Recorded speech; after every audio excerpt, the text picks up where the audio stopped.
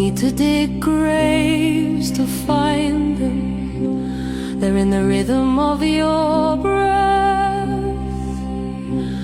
When the wind tastes like pine and memory, they live in how you step.